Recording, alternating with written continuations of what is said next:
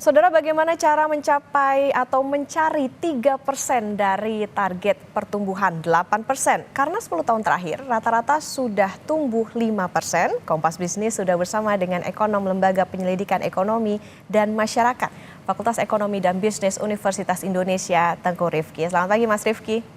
Pagi Mbak Putri, apa kabar? Baik, Mas Rifki, ini kan Kementerian Keuangan langsung koordinasinya dengan Presiden, tidak di bawah Kemenko Perekonomian lagi, tapi punya 3 wakil menteri. Apa pendapat Anda? Apakah proses mencapai target 8% bisa lebih lincah? Iya, kalau kita lihat kan memang untuk mencapai target 8% ini perlu ada spending yang lebih besar. Spending dari government, lalu juga investasi yang harus meningkat secara signifikan, dan pertumbuhan-pertumbuhan spending produktif lainnya. Nah, ini salah satunya memang coba dicapai oleh pemerintahan berikutnya dari sisi Kementerian Keuangan. Karena kita tahu juga target lainnya dari pemerintah itu adalah meningkatkan tax ratio hingga 23%.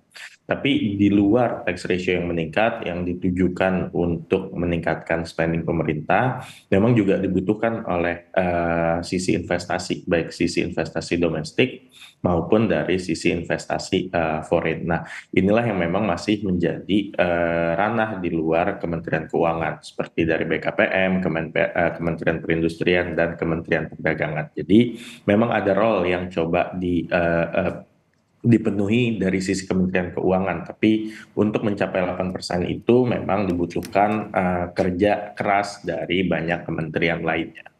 Oke, artinya ada beberapa PR yang harus dikerjakan Kementerian Keuangan dengan struktur yang baru. Kemudian juga tadi ya ada beberapa misalnya soal tax ratio yang dinaikkan begitu. Kemudian juga investasi domestik dan juga luar negeri. Lalu bagaimana peran kementerian lain untuk memacu pertumbuhan dari sisi tugas pokok, fungsi sekaligus secara anggaran?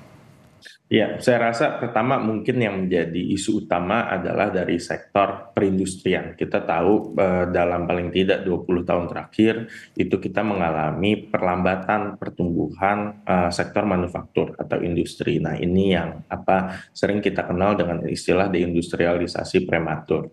Ini juga yang membuat kemudian terjadinya banyak PHK karena kemudian produktivitas sektor industri terus menurun. Jadi saya rasa memang kunci utamanya ini adalah di mendorong atau revitalisasi sektor-sektor industri dalam negeri. Nah, ini nampaknya memang kuncinya di Kementerian Perindustrian. Ini juga kemudian untuk mendorong tumbuhnya sektor manufaktur atau industri memang juga dibutuhkan investasi yang sangat besar. Nah, ini kemudian dari sisi BKPM juga menjadi salah satu kementerian lembaga terkait yang memang perannya akan cukup sentral dalam mendorong pertumbuhan ke 8% melalui jalur investasi. Oke, artinya meskipun Kemenku sekarang tidak di bawah Kemenko Perekonomian, tapi jangan lupakan bahwa kementerian lain juga punya tugas yang sama nih untuk menaikkan atau mencapai target dari pertumbuhan ekonomi 8% tadi. Oke, yang juga jadi sorotan Mas Rifki soal lapangan pekerjaan dan investasi tadi Mas Rifki juga sudah sebut. Ini jadi tantangan pertumbuhan ekonomi. Lalu bagaimana Indonesia menurunkan rasio investasi terhadap hasil atau incremental capital to output ratio? Iya, nilai ICOR kita yang tinggi ini kan sebetulnya refleksi dari kurang produktifnya nilai investasi yang masuk ke Indonesia, baik itu dari sisi domestik maupun dari luar negeri. Artinya memang banyak terjadi inefisiensi dalam melakukan investasi atau penanaman modal di Indonesia. Nah, sumbernya dari mana? Ini bisa macam-macam. Regulasi yang kemudian kompleks, selalu kemudian tumpang tindih, kemudian juga misalnya masih ada aktivitas perburuan rente sehingga kemudian menghambat efisiensi biaya dari sisi produsen. Ini semua rasanya muncul dari aspek institusi. Jadi memang dari sisi institusinya perlu dibenahi, regulasinya perlu disimplifikasi, juga kepastian hukumnya perlu ditingkatkan. Ini yang kemudian membuat ICOR kita makin ke sini makin meningkat. Artinya memang makin ke sini nilai investasi di Indonesia itu semakin tidak produktif. Nah, inilah yang perlu di-solve oleh pemerintahan berikutnya. Tidak hanya mendorong dari sisi berbagai macam kementerian, tapi juga memastikan bahwa iklim bisnis, iklim investasi, iklim dunia usaha di Indonesia ini bisa kemudian diperbaiki secara optimum. Oke, kalau tadi dikatakan investasi di Indonesia masih belum efisien. Lalu gimana Indonesia bisa memacu industrialisasi?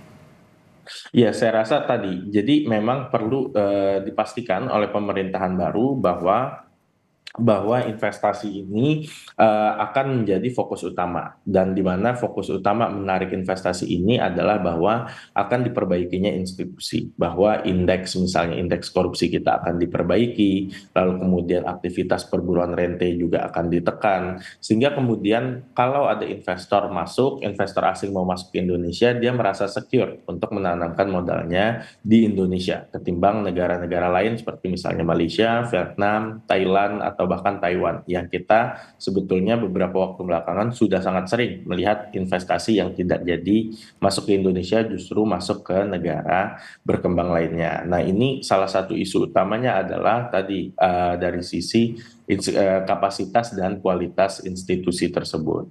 Selain itu juga isu dari produktivitas tenaga kerja kita relatif masih rendah dan kalah saing dibandingkan negara-negara tersebut. Jadi mungkin itu adalah dua kunci utama untuk kita bisa mendorong industrialisasi kita menjadi lebih maju lagi di era administrasi baru ini. Oke, harus utak-atik regulasi nih supaya bisa lebih ramah terhadap investasi. Mas Rifki, yang juga menarik kemarin saat pidato perdana Presiden Prabowo di DPR tidak menyinggung permasalahan kelas menengah. Rencananya tahun depan juga PPN naik jadi 12%. Sebenarnya bagaimana Indonesia bisa mengerek rasio pajak? Ya, jadi kalau kita lihat dari pajak, ini memang salah satu caranya itu adalah dari kenaikan PPN. Tapi hal lain juga yang lebih penting saya rasa itu adalah dari sisi enforcement ya, dan juga dari sisi daya beli tenaga kerja itu sendiri. Kita tahu misalnya kalau masyarakat income-nya turun, ini menandakan aktivitas ekonomi yang turun. Kalau aktivitas ekonomi yang turun, ini tentu kontribusi atau rasio mereka untuk berkontribusi terhadap pajak juga akan semakin lemah. Dan ini kita lihat memang dalam beberapa tahun terakhir itu semakin banyak pekerja yang bekerja di sektor informal. Artinya adalah semakin banyak pekerja yang tidak berkontribusi terhadap penerimaan negara. Nah, ini balik lagi kuncinya adalah mendorong industri kita agar bisa lebih produktif, menciptakan nilai tambah lebih tinggi, menciptakan lapangan pekerjaan yang lebih luas, sehingga tenaga kerja kita bisa shifting kembali ke pekerjaan sektor formal. Kalau mereka bisa masuk ke pekerjaan sektor formal, ini tentu mereka akan bisa berkontribusi terhadap penerimaan negara yang lebih tinggi lagi. Jadi memang akan sulit kalau kita expect untuk meningkatkan penerimaan negara tanpa kemudian meningkatkan aktivitas perekonomian secara luas. Oke, artinya bukan cuman mengerek dari PPN-nya aja ya yang dinaikin untuk mengerek rasio pajak ini, tapi juga bagaimana aktivitas ekonomi dilihat secara keseluruhan, termasuk juga bagaimana tadi kelas menengah kerjanya apa sih gitu, karena kan tadi disebut soal banyak yang justru kerja di sektor informal. Lalu Mas Rifki, ini juga menarik soal program makan bergizi gratis. Jadi gimana memastikan bahwa program makan bergizi gratis ini akuntabel, sekaligus bagaimana peluang kelanjutan proyek food estate?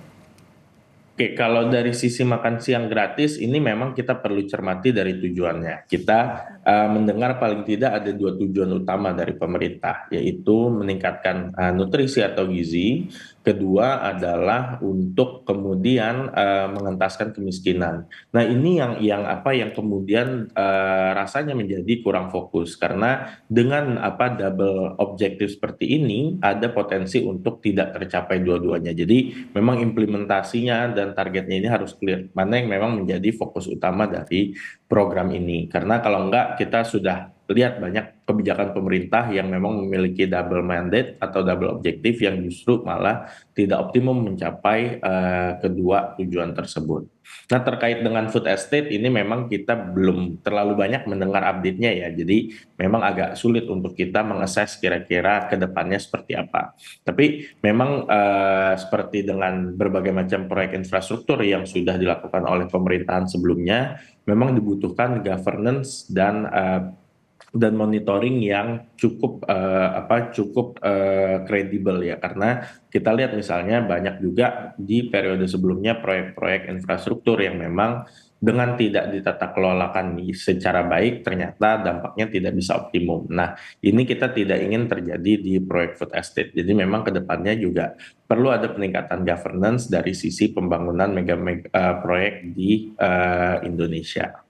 Oke, punya target ekonomi 8%, tapi lagi-lagi cita-citanya tidak hanya tercapai dengan menaikkan tax ratio, tapi juga itu tadi yang masih menaikkan, atau maksudnya utak-atik soal bagaimana iklim investasi, industrialisasi, kemudian juga perhatikan nasib kelas menengah tadi ya, soal bagaimana perputaran ekonomi dari kelas menengah ini juga bisa ikut berkontribusi pada pertumbuhan ekonomi. Terima kasih Ekonom Lembaga Penyelidikan Ekonomi dan Masyarakat FEB UI, Tengku Rifki, sudah bersama di Kompas Bisnis. Sehat selalu Mas Rifki.